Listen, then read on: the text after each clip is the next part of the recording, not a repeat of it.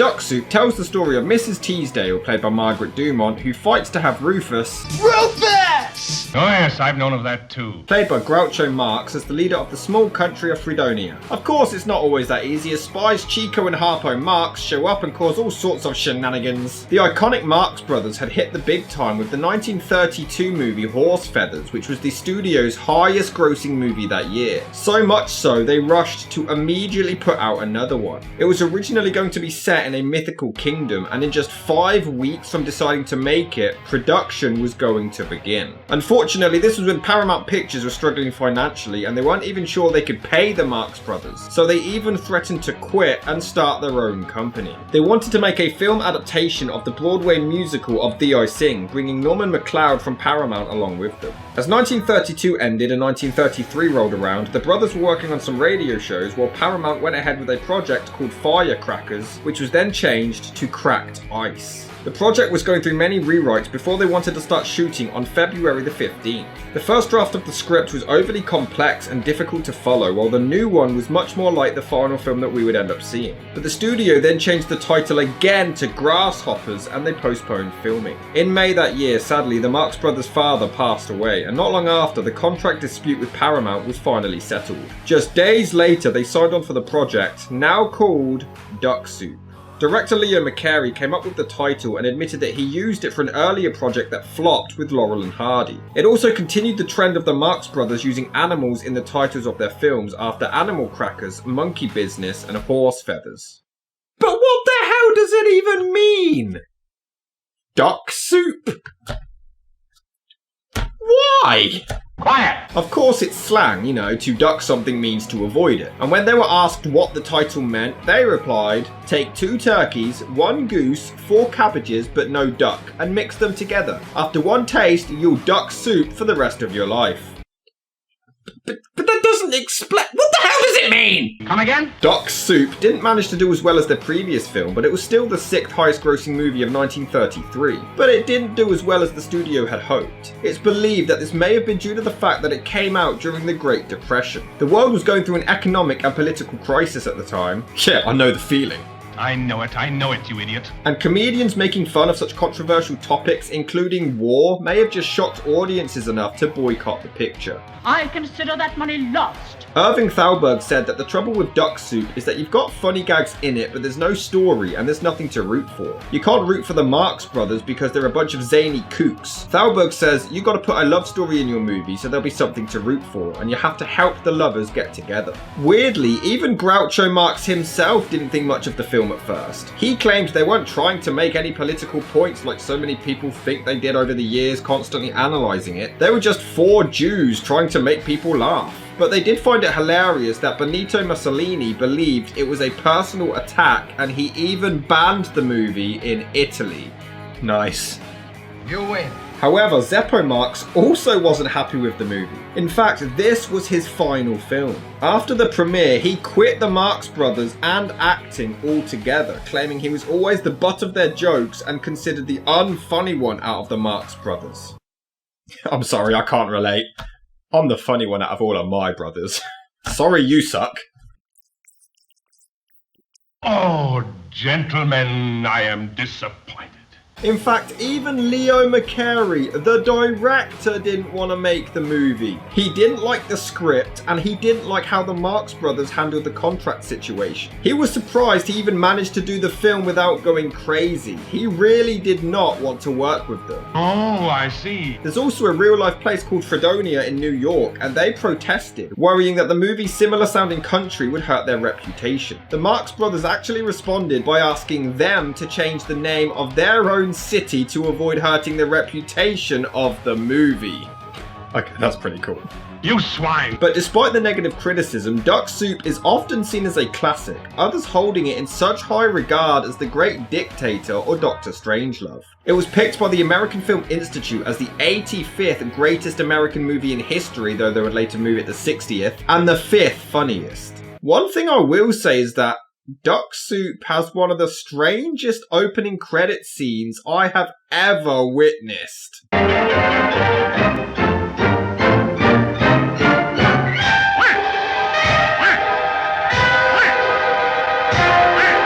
I will lend the money to Fredonia only if Firefly is appointed leader. Well, they needed it. Their series got cancelled, didn't it? His Excellency makes it a point always to be on time. As long as I've known him, he's never been late for an appointment. His Excellency is due to take his station, beginning his new administration.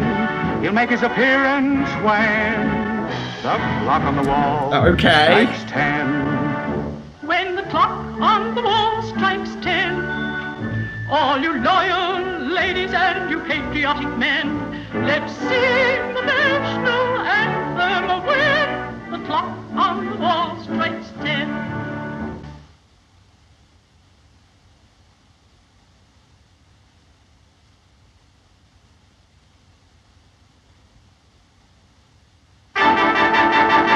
Oh, Matt, they had a missed opportunity there. Wouldn't it have just been hilarious if they break into this random musical number, you know, they sing the song and then they immediately go back to like nothing had happened. They just go about their day as if it was completely normal. That would have been hilarious. Yeah, there isn't a whole lot going on plot-wise, but this is the rare instance where you do not give a shit. The film is hilarious. Never mind that stuff. Take a card.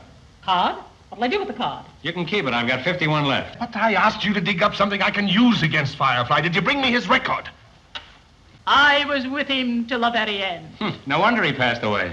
I held him in my arms and kissed him. Oh, I see. Then it was murder. We follow this man down to a roadhouse. And at this roadhouse, he meet a married lady. A married lady? Yeah, I think it was his wife. Firefly has no wife? No? No. Then you know what I think, boss? What? I think we followed the wrong man. I give all my time and energy to my duties, and what do I get? You get awfully tiresome after a while. I'll teach you to kick me. You don't have to teach me. I know how. Oh, for heaven's sakes, whatever you do, don't make a sound. If you're found, you're lost. Oh, you craze. How can I be lost if I'm found? When were you born? I don't remember. I was just a little baby. I'm worried. I can't sleep. What? You're worried? You can't sleep? That's fine. Now you woke me up. Now I can't sleep. Your Excellency, I thought you left. Oh, no, I no leave. But I saw you with my own eyes. Well, who you gonna believe, me or your own eyes? You're charged with high treason, and if found guilty, you'll be shot. I object. Oh, you object. On what grounds? I couldn't think of anything else to say. Our men are being badly beaten in open warfare. I suggest we dig trenches. Dig trenches? With our men being killed off like flies, there isn't time to dig trenches. We'll buy them ready-made. Here, run out and get some trenches. Yes, sir. Wait a minute. Get them this high and our soldiers won't need any pants. Yes, sir. Wait a minute.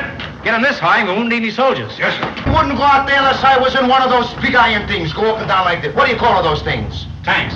You're welcome. Sounds to me like mice. Mice don't play music. No? How about the old maestro? This is literally Dad Jokes, the movie. Here's one I picked up in a dance hall. Here's another one I picked up in a dance hall. Okay, he's decided he doesn't want to be funny anymore. That's cool. This means war. Something must be done. War would mean a prohibitive increase in our taxes. Hey, I got an uncle lives in Texas. No, I'm talking about taxes, money, dollars. Dallas. That's where my uncle lives. Dallas, Texas. Okay, and then there's jokes like that don't really land very well. Then they do a really unfunny routine with the phone. Alright. The introduction isn't very funny. One is silent and the other does the talking, you know the drill, but it's very much a product of its time. It's clearly the 1930s era, and they do get a lot funnier as the film progresses, so you just need to let yourself settle into the style. Oh, by the way, his eyebrows and moustache are hilarious. Who thought they looked real? Promise me you'll follow in the footsteps of my husband. How do you like that? I haven't been on the job 5 minutes and already she's making advances to me. Oops, I'm breaking the fourth wall. If it's not asking too much. For our information. Oh, just for God, that information. sounds awful! So you intend to run. And weirdly, it kind of sounds auto-tuned. In 1933, this movie was advanced. The last man nearly ruined this place. He didn't know what to do with it. If you think this country's bad off now, just wait till I get through with it. Wait until you get a load of Trump. No. Wow, he just broke a new record.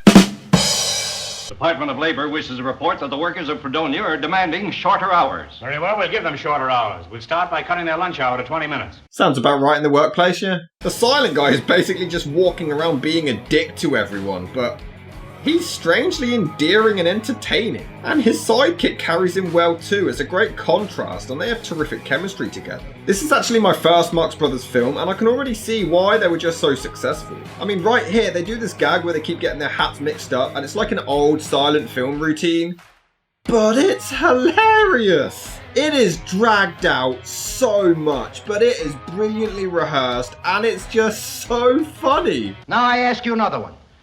What is it? Got a big black mustache, smokes a big black cigar, and he's a big pain in the neck. Tom Selleck? Does he wear glasses? That's right. Say, who are you anyway? I don't go in much for modern art. Have you got anything by one of the old masters?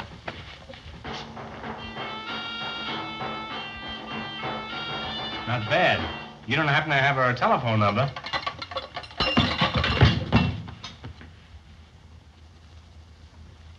Say, you could be a big help to me.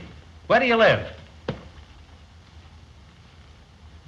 Does he have a tattoo to answer any question he might ever be asked? And he even has a dog living inside his chest, apparently.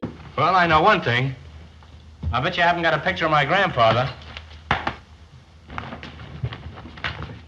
Not now.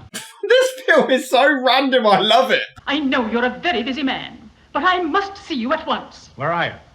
Oh. I mean, she clearly didn't have enough time there to respond and say where she was, and then enough time for him to react before he said that, but whatever. Here are the plans of war. They're as valuable as your life, and that's putting them pretty cheap. Watch them like a cat watches her kittens. Have you ever had kittens? No, because she's not evil. And of course they're told to be completely silent, so the silent dude just makes about as much noise as humanly possible. Look at this! There is another missed opportunity. So the sidekick dude dresses as Rufus to trick the woman, and then the silent guy does it. I just think it would have been much funnier if the silent guy did it and then suddenly spoke with a flawless Rufus impression and then never speaks again. That's just me, I think that would have been hilarious. And you know all those spoofs you've seen of two people thinking they're looking into a mirror but it's actually another person and they're just copying all of their actions? Well, this movie didn't start it. No, the marathon in 1919 had it and it was in 7 Years Bad Luck in 1921. But this movie did popularise it and made it a truly iconic moment in film history. It does look great and it must have taken so long to rehearse. Though realistically, how exactly would they both have had the exact same idea of what to do in order to both act the same way? And even weirder, there's not even any music. There's no ambience, no room tone, no dialogue, no sounds, nothing.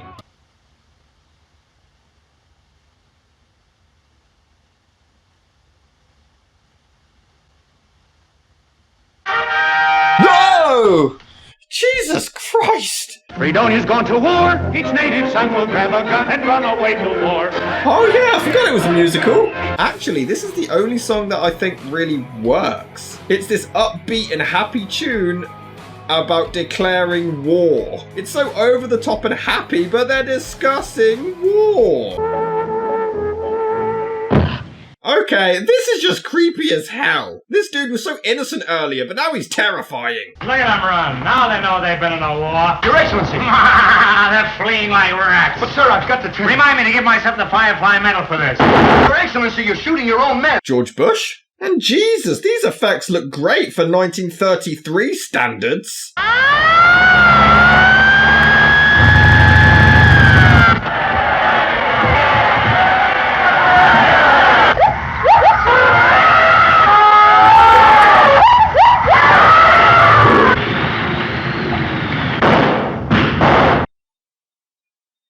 Then a vase gets stuck on his head, and then his face appears on it. Well, what the hell is this? Torpedo!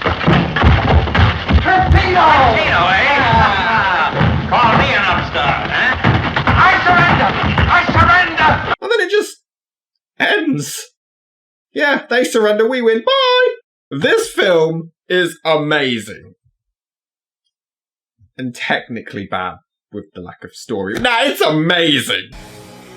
Sure, it's lacking in plot, but you don't really need characters to root for or a story to be invested in. The humour is hilarious. A couple of jokes didn't really hit home for me, but the ones that do will have you in stitches. You can also see the clear influence that the movie had in comedy films for years to come. It definitely made its impact in the world of cinema. This has made me a fan of the Marx Brothers, and its comedy really needs to be appreciated.